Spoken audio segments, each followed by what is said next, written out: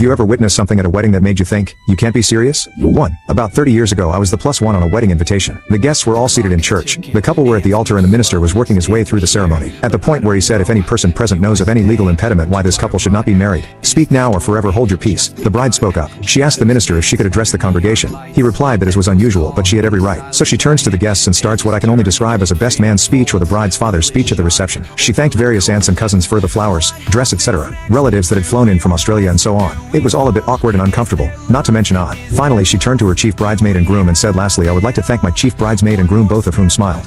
For sleeping together last weekend after his stag night and my hen night. And for those that don't believe it, here's the videotape. She marched out of the church, handing the tape to the groom's mother. 2. My grandparents told me this story. My grandparents got married in 1946 in coal country in rural Pennsylvania. The whole